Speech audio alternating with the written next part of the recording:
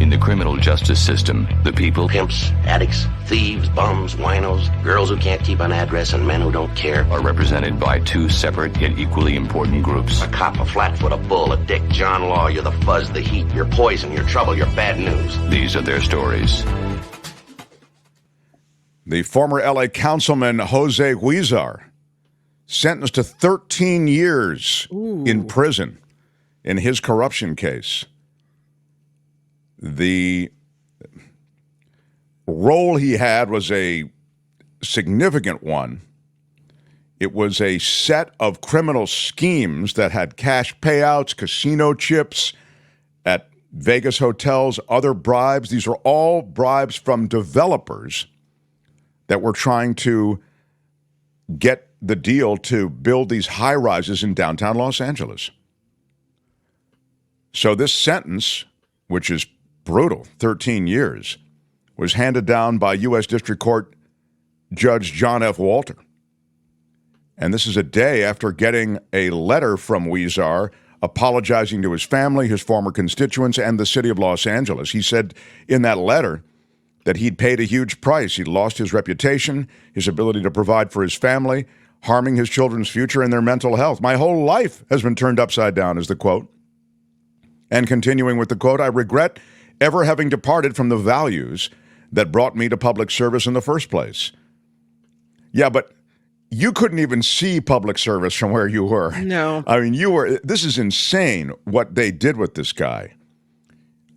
He has to surrender, by the way, to the feds on April 30th. So those are the remaining months ahead of his freedom. He pleaded guilty to racketeering, tax evasion as well. And he says he had a weakness for the shiny things that were dangled in front of him. I could not resist temptation. The money, the fancy dinners, luxury flights, it was there for the taking, and I was not strong enough to say no, he says. He'd asked for no more than 9 years in prison. Federal prosecutors have been seeking 13 years, arguing that a strong sentence will serve as a deterrent against future public corruption. He monetized government position, excuse me, he monetized a government position for years, as you know. You can, those who've been following this, and as you've just heard, he had more than $1.5 million in these cash bribes, gambling chips, these luxury hotel stays. So you see that essentially these luxury vacations and all these other things were provided for him by developers in exchange for the green light on projects. And he's been ordered to pay $440,000 in restitution to the city of Los Angeles and nearly $39,000 to the IRS. By the way, restitution is a ding word.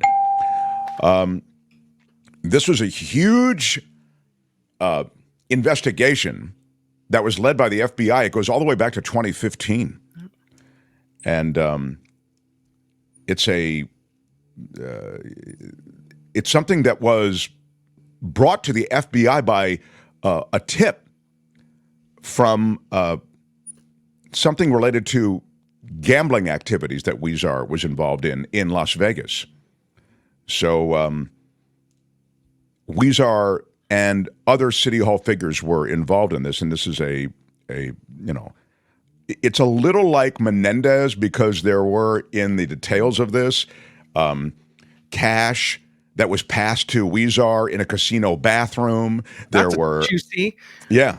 No gold bars, though, huh? One of his former aides transported liquor boxes full of cash. Ooh, that's mobsterish, right? Yeah, that's what I'm saying. It's very...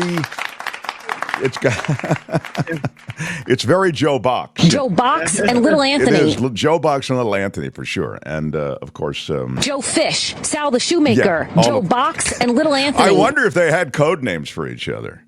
I don't know.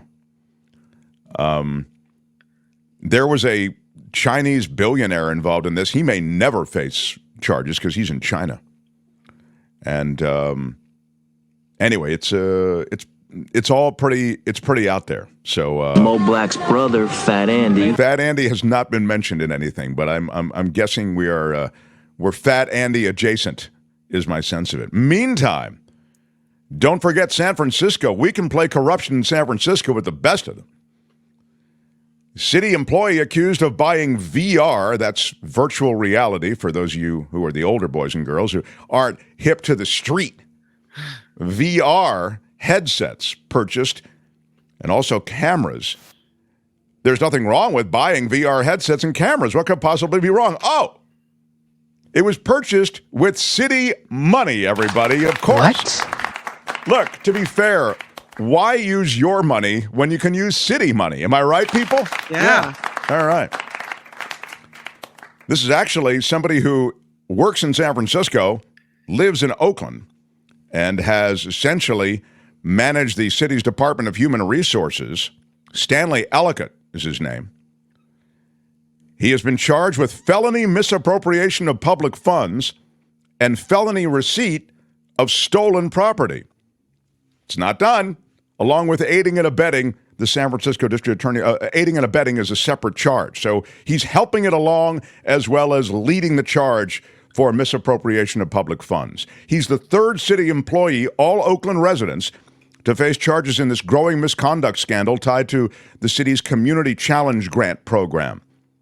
The city grant program director, Lenita Enriquez, and a consultant, Rudolph Dwayne Jones, both charged with 59 counts, ranging from bribery and misappropriation of public money to financial conflict of interest.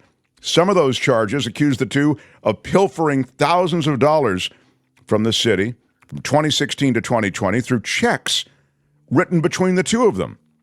More charges claim that Hernandez helped steer nearly 24 city and county contracts worth $1.4 million to entities connected to Jones. So there you go. They have, I mean, it's a pretty sweet deal if you don't get caught. Uh-oh. Yeah, this consultant, as I mentioned, Rudolph Dwayne Jones. By the way, when they use your middle name, you know you've been accused of something, at least, most likely. These checks written to his company, it was a way to sort of cover the fact that there was corruption going on. And Ellicott, who I'll remind you is running the whole thing, 38 years old, played a key role in this whole scheme, apparently, according to prosecutors, often by helping Enriquez and Jones funnel money out of city grant programs. The HR manager is accused of pocketing $269,876. So, I mean, that's not nothing, right? And then sending $65,650 back to Hernandez. There's a whole That doesn't scheme. even sound worth it. I mean, that's not even a house in San Francisco. You're breaking the law for chump change. What are you guys doing? Well, ain't it the truth, man? But this is it. New accusations, new profiting off of city programs, and new corruption in the city of San Francisco and in Los Angeles. They are charging, as I say, on that corruption. 13 years is what Huizar got down in L.A. Now, to Native Americans. Leading museums are removing Native displays. There are new federal rules, as you may be aware, and the American Museum of Natural History is closing 2 major halls as museums around the country are getting hip to these new policies from the Biden administration. The policies are essentially this. You have to get consent from the tribes before displaying or even performing research on cultural items related to the tribes. I mean, this is, you can call it wokeness, but I would call it, maybe you can call it, they're awake to the fact that these are, there are real people here. There's a real culture here. There's a, you can't just take everything, slap good lighting on it, put it in a cabinet, and then, have a museum exhibit. You could before. Now we've realized that these artifacts represent a tie to a real people. And in a sense, that era of doing that stuff is just over. That's all. So indigenous peoples are really getting a place at the table that they didn't have before. Anyway, the museum is closing, this is the Natural History Museum, closing galleries dedicated to the eastern woodlands and Great Plains, covering a number of other displays as well, featuring Native American cultural items. It goes through enormous work to review the collection. It's making sure it's in compliance with the new rules, which took effect this month. Museums around the country have been covering up displays. Curators are scrambling to determine whether they can be shown under these new regulations. The Field Museum in Chicago covered some of the display cases. The Peabody Museum of Archaeology and Ethnology at Harvard said that it would remove all funerary belongings from its exhibition. And the Cleveland Museum of Art has covered up some of its cases. And funerary is a ding word. And so things change. The American Museum of Natural History in New York gets 4.5 million visitors a year. So this is a huge museum. And this is a powerful message to other museums, when a museum that big makes a decision like that. That is Law and Disorder for today. Tune in again next time for more Law and Disorder on The Mark Thompson Show. All right, that's it. Let's roll. Hey, let's be careful out there. Hi, it's Mark, and I thought that was great. Hit the notification bell. You'll know whenever there's a new video being dropped, and please subscribe to our channel to help us save the universe.